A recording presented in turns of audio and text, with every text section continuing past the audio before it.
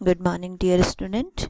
Today we are going to start our next chapter, new chapter, that is cell structure and function. So cell, that is the very important chapter, as the cell is very important. So what do you mean by cell? Cell are basically the smallest part of any living organism. हमारे surrounding में जितने भी living organism हैं वो एक बहुत छोटे छोटे पार्ट से बनते हैं, बहुत छोटे छोटे यूनिट से फॉर्म होते हैं और उन्हीं छोटी यूनिट्स को हम कहते हैं सेल। जिस तरीके से कोई भी एक बिल्डिंग फॉर्म होने के लिए हमें ब्रिक की ज़रूरत पड़ती है और बहुत सारे ब्रिक्स को जब आप अलग अलग कॉम्बिनेशन में बना देते हैं तो अलग अलग तरीके की वॉल बनती है और उससे डिफरेंट तरीके की बिल्डिंग तैयार होती है।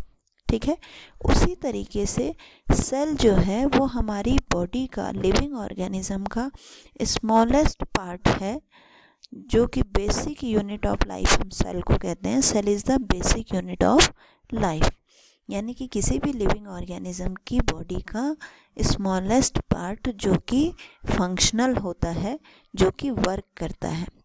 हमारी बॉडी में इतने सारे ऑर्गन्स हैं, हर ऑर्गन्स जो हैं वो अलग अलग तरीके की सेल से बनी हुई होती हैं, इसीलिए हर एक का फंक्शन अलग अलग होता है। ठीक है, जिन सेल का फंक्शन एक जैसा होता है, काम एक जैसा होता है, वो किसी एक पर्टिकुलर ऑर्गन को बिलोंग करती हैं। जैसे मान लो आपकी नाक जो है वो स्मेल करने का काम कर रही है, आपके लेग जो है वो वॉक करने के काम आते हैं, आपका जो स्टमक है वो डाइजेशन के काम आता है।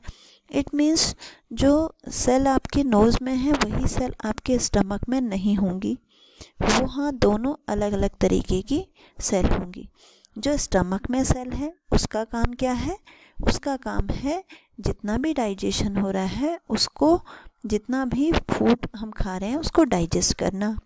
नोज़ की सेल्स का काम क्या है कि जो भी चीज़ें हमारे सराउंडिंग में हैं उसको हम स्मेल कर सकें कि वो क्या चीज़ है। ठीक है, तो सेल जो है वो हमारी लिविंग ऑर्गेनिज्म का एक बेसिक फंक्शनल पार्ट है, स्मॉलेस्ट बेसिक यूनिट है, जिससे कि पूरा लिविंग ऑर्गेनिज्म प्रोड्यूस हो सकता है। फिर मैंने आपको ये चीज़ भी बताई थी कि किसी भी लिविंग ऑर्गेनिज्म का जो एग होता है उसको हमेशा एक सेल कहा जाता है, क्योंकि वही सेल वही एग जो है बाद में लिविंग ऑर्गेनिज्म में चेंज होता है। ठीक है, तो सबसे पहले हम बात करते हैं कि सेल जो है वो आया कहाँ से, सेल की डिस्कवरी कैसे हुई। इन 1965 रॉबर्ट हुक ने क्या किया, cork from the bark of slice of a tree under the simple micro magnifying glass. तो उसने क्या किया, किसी एक पेड़ की छाल से, पेड़ की जो बाहर की लेयर होती है उसको निकाला और उसको अपने सिंपल माइक्रोस्कोप से उसको ऑब्जर्व किया। तो उसने नोटिस किया कि स्मॉल बॉक्सेस और compartment in the cork slice, उनके बीच में बहुत छोटे छोटे जो हैं कंपार्टमेंट से बने हुए हैं। The boxes were separated from each other by a wall और अ पार्टीशन, और हर एक कंपार्टमेंट जो था वो एक दूसरे से सेपरेट था बाय द वॉल या फिर partition. He named each box as a cell. ठीक है, जिस तरीके से हनी कॉम स्ट्रक्चर होता है, हनी के बी में छोटे छोटे कंपार्टमेंट बने होते हैं और हर एक कंपार्टमेंट जो है वो सेपरेट होता है, बीच में पार्टीशन होता है उसमें, इसी तरीके का रॉबर्ट हुक ने भी जब कॉर्क स्लाइस को लिया था तब उसने यही देखा कि बहुत छोटे छोटे कंपार्टमेंट बने हुए और उन्हीं कंपार्टमेंट को उसने नाम दिया सेल। लेकिन जो ये सेल हुक ने ऑब्जर्व करी थी वो एक्चुअली डेड पार्ट था प्लांट का, इसलिए क्योंकि बार्क जो होता है, पेड़ के बाहर की जो छाल होती है वो जनरली डेड होती है, तो उसको सबसे पहले स्टडी किया। बाद में जब ये रॉबर्ट हुक ने स्टडी कर लिया उसके बाद फिर बहुत सारी डिस्कवरीज हुई और फिर सेल को अच्छी तरीके से एनालाइज किया गया। ठीक है, हम जिस तरीके से कंपेयर कर रहे हैं सेल को ब्रिक से, जनरली सेल को हम ब्रिक से कंपेयर नहीं कर सकते, वो तो एक एग्जांपल के लिए कर रहे हैं, क्योंकि ब्रिक क्या होता है, ब्रिक एक नॉन लिविंग पार्ट है, उसका काम सिर्फ क्या है, बिल्डिंग में वो टिका हुआ है, बट ठीक। लेकिन सेल जो है वो हमारी बॉडी के अंदर होते हुए भी उसका एक पर्टिकुलर स्ट्रक्चर है, उसका एक पर्टिकुलर फंक्शन है। तो हम यहाँ वही चीज़ पढ़ने वाले हैं कि सेल के क्या क्या फंक्शन हो सकते हैं, सेल के क्या क्या स्ट्रक्चर कैसे कैसे हो सकते हैं। ठीक है, तो cells are the basic structural unit of living organism. Cell some organism are made up of single cell and some are made up of many cells। कुछ ऐसे ऑर्गेनिज्म होते हैं जो कि एक ही सेल से बने होते हैं और कुछ ऐसे सेल्स होते हैं जो कि बहुत ज़्यादा मिलियंस बिलियंस इतने सेल से बनते हैं। A number of cell in a tall tree और an animal like an elephant और ह्यूमन बीइंग। पेड़ यहाँ पे जो आपको दिखा रखा है, पेड़ है, एनिमल है, ह्यूमन बीइंग है, इनमें जनरली मिलियन बिलियन और उससे भी बहुत ज़्यादा सेल्स होती हैं। और कुछ ऐसे होते हैं जो कि एक ही सेल जिनमें होती है, जैसे कि अमीबा का आपने नाम सुना होगा। ये अमीबा का फिगर है, देखो ये पैरामीशियम का फिगर है। बैक्टीरिया जानते हो आप, कुछ जानते हैं ना, हमने सेकंड चैप्टर में पढ़ा था unicellular bacteria, unicellular yeast. Unicellular मतलब जिसमें एक ही सेल होती है। तो ऐसे organism which are made up of one cell are called unicellular and the organism made up of many cells are called multicellulars. ठीक है, इसी में आप एग का भी एग्जांपल दे सकते हो, हैंस एग, ऑस्ट्रिच एग। ठीक है, किसी भी उसका एग्जांपल आप इसमें दे सकते हैं। तो ये है नंबर ऑफ सेल के बेस पे जब हम क्लासिफिकेशन करते हैं सेल का, ऑर्गेनिज्म का, यूनिसेलुलर एंड मल्टीसेलुलर। ठीक है, इससे आगे शेप ऑफ सेल। जितने भी सेल्स हैं जनरली सबका शेप जो है वो अलग अलग होता है। Some cells keep changing their shape. कुछ ऐसे सेल्स होते हैं जो अपना शेप जो है वो बार बार चेंज करती रहती हैं। एग्जाम्पल जैसे amoeba, white blood cell in human being.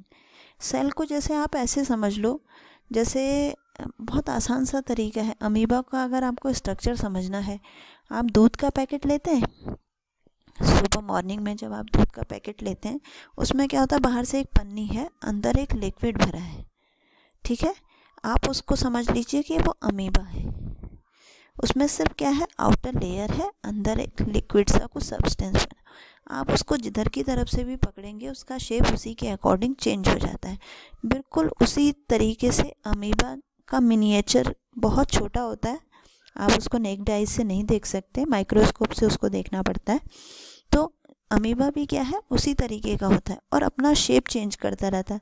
अब क्योंकि दूध का पैकेट तो क्या है, नॉन लिविंग है, आप उसे कहीं भी दबा लीजिए, कहीं भी प्रेस कर लीजिए तो उस पर कोई फ़र्क नहीं पड़ता। बट अमीबा लिविंग ऑर्गेनिज्म है तो सेंसिटिव है।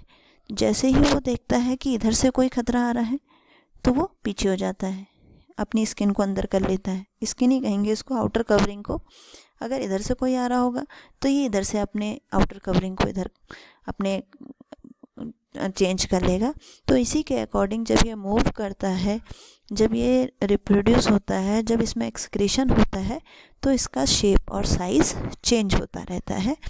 इसी को हम आगे जब बड़ी क्लास में जाएंगे तो डिटेल में हम इसको पढ़ेंगे।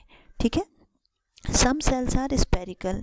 कुछ सेल्स होती हैं स्पेरिकल, जैसे आरबीसी। ये जो फिगर दे रखा है ये आरबीसी का है, रेड ब्लड सेल जो हमारी बॉडी में होती हैं।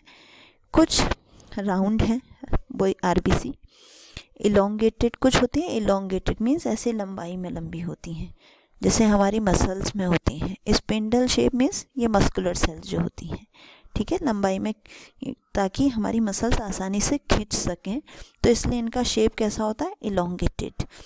नर्व सेल्स हैं, बहुत लॉन्गेस्ट होती हैं। नर्व सेल को कहा जाता है longest cell of our body. लंबी लंबी होती हैं क्योंकि नर्व सेल का काम क्या है, मैसेज को ब्रेन से पूरी बॉडी तक पहुंचाना, तभी तो हमारा ब्रेन इतनी जल्दी काम कर पाता है।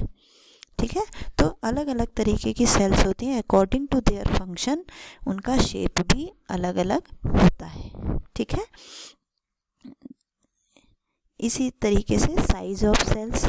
Cell in living organism different size के होते हैं, कोई बहुत छोटी होती हैं और कोई बहुत बड़े होते हैं। Smallest cell is the cell of bacteria and largest is egg of ostrich. जैसा मैंने आपको बताया कि जो हमारे पूरे वर्ल्ड में सबसे लार्जेस्ट एग है वो है एग ऑफ ऑस्ट्रिच।